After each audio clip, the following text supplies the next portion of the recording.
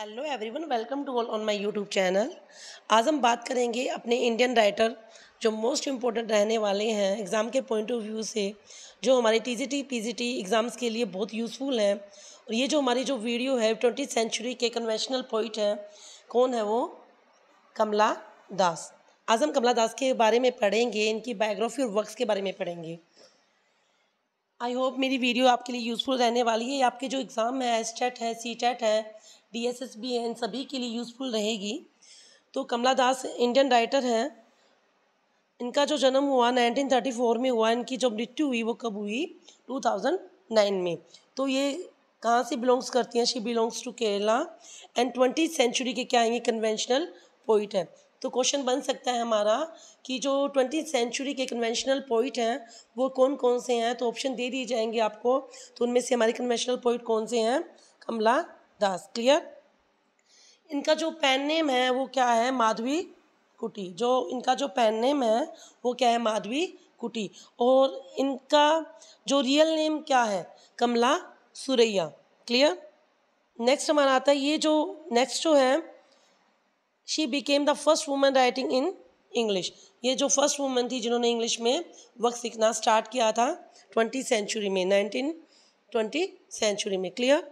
इनके जो अवार्ड्स हैं इनके बारे में बात करें, इन्होंने कौन कौन से अवार्ड लिए हैं अपनी लाइफ में, तो ये कौन से हैं? सबसे पहले इनको मिला केरला साहित्य अवार्ड। कब मिला? 1969 में। साहित्य अवार्ड मिला इनको, वो कब मिला इनको? 1985 में। साहित्य अवार्ड कब मिला? साहित्य अकेडमी अवार्ड कब मिला? 1985 में। और 1984 में नॉमिनेटेड की गई है किसके लिए? नोबेल प्राइज़ के लिए। क्या हुआ? 1984 में she nominated for the literature. Clear? Next है हमारा, इनके जो वर्क्स हैं इंपॉर्टेंट, उनके बारे में बात करेंगे। इन्होंने बहुत सारे अपनी लाइफ में वर्क्स लिखे। इनके पोइट्री कलेक्शंस हैं। जो इनका फर्स्ट पोइट्री कलेक्शन है वो कौन सा है?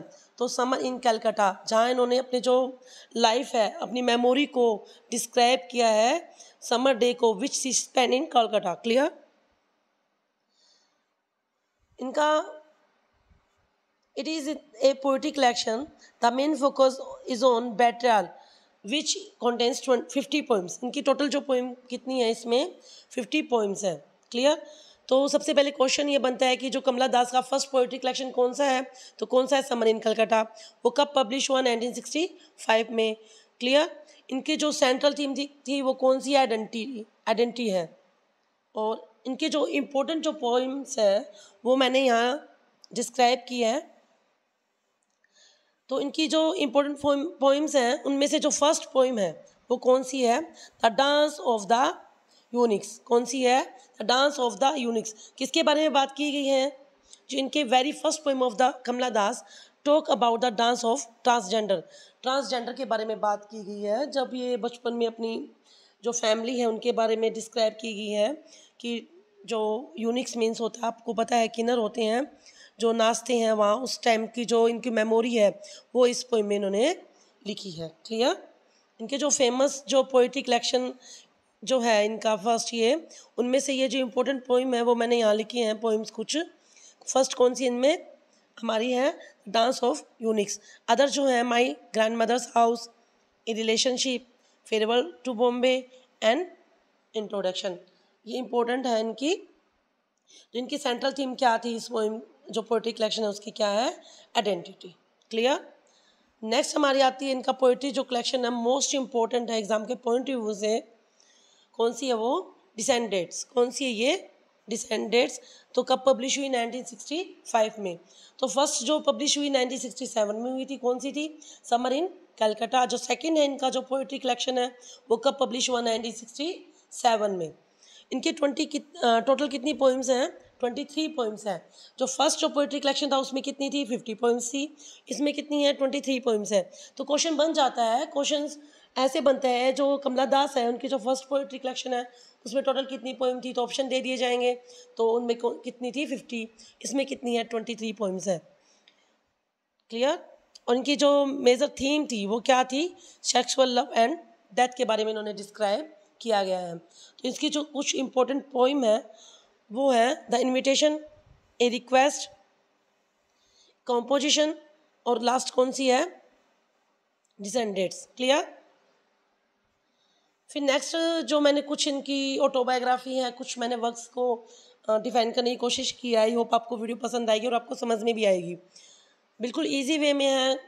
क्वेश्चंस जो हैं कैसे बनते हैं, कहाँ से क्वेश्चन आते हैं, अगर हमारे कंसेप्ट क्लियर होंगे तभी हम क्वेश्चन को क्या करेंगे, सही करके आएंगे एग्जाम में। क्लियर।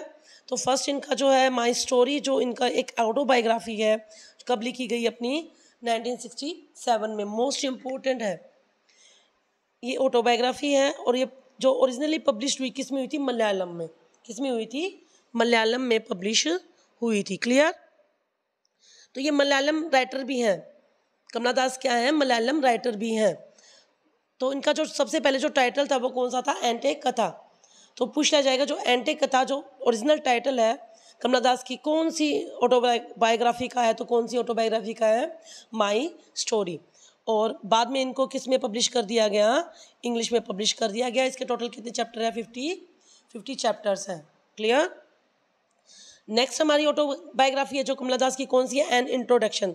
तो एन इंट्रोडक्शन जो पोइम है वो मैंने अभी भी आपको बताया था, कौन सी जो पोइट्री कलेक्शन है कमला दास का उसमें से ली गई है एन इंट्रोडक्शन। तो कौन सी पोइट्री कलेक्शन में से ली गई है, ये समर इन कलकत्ता। क्लियर। इसमें जो कमला दास है अपने इंडिविजुअली लाइफ के बारे में बताती है, ट्रू फीलिंग के बारे में बताती है, अबाउट मैन के बारे में बताती है कि जो मेल डोमिनेट सोसाइटी थी 19वीं सेंचुरी में, उसके बारे में बताते हैं। फीमेल को इतना मतलब राइट नहीं था, उसके बारे में बताती है। क्लियर। नेक्स्ट हमारी जो पोइम आती है वो है ए रिक्वेस्ट। ए रिक्वेस्ट जो है, इसमें जो कमला दास अपनी जो लाइफ है, मीनिंगलेस जो लाइफ है उसके बारे में डिस्क्राइब करती है। और इसकी जो मोस्ट इम्पोर्टेंट जो लाइन है एग्जाम में पूछ ली गई है काफ़ी बार, तो कौन सी है ये, oh Krishna I am melting melting melting nothing remains that but you. तो ये कौन सी जो ये इंपॉर्टेंट लाइन्स है, ये कमला दास की कौन सी पोएम से ली गई है, ए रिक्वेस्ट से ली गई है। क्लियर। नेक्स्ट है जो कमला दास की नॉवल है, इम्पोर्टेंट नॉवल है, इसमें कमला दास ने डिस्क्राइब किया है कि पहले तो ये पब्लिश हुई 1976 में। कब पब्लिश हुई कमला दास की ये जो नॉवल है, कब पब्लिश हुई, 1976 में पब्लिश हुई। इसमें जो इन्होंने अपनी फिजिकल जो डिज़ायर है उसके बारे में लिखा है। क्लियर। तो क्वेश्चन बन जाता है कि कमला दास की ऐसी कौन सी नॉवल है जिसमें उन्होंने अपनी फिजिकल डिज़ायर को एक्सप्रेस किया है, तो वो है alphabet of the lust. Next हमारी आती है,